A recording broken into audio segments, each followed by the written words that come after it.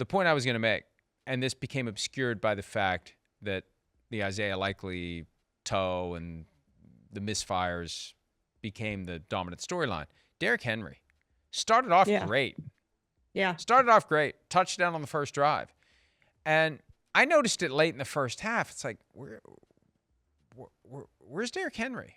And they were in kind of 2-minute mode, but there were spots where you could sprinkle him in as they got closer to the goal line.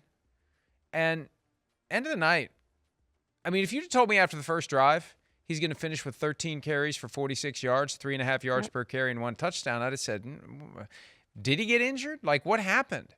So we haven't, and I don't know that, I haven't watched the full press conference with John Harbaugh. I don't know that anyone has scratched on that question. But there was kind of a mini mystery last night that got obscured by the dramatic ending of why didn't we see more Derrick Henry in that Ravens offense? Yeah, I have it right here. I had the same thing, Mike, that what happened to Derrick Henry. The second quarter, he just disappeared and we didn't see much more of him.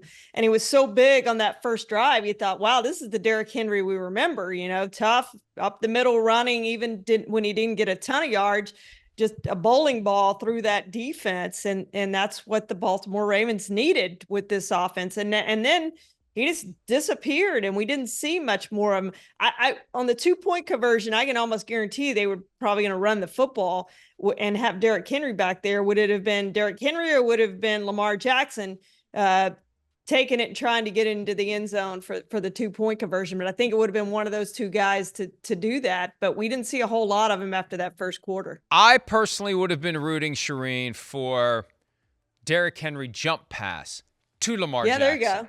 Like it. That's what I would have been hoping for, because that's the kind of thing that element that we've seen from Derrick Henry gives Todd Monken, the offensive coordinator, plenty of possibilities and opportunities, and we just didn't.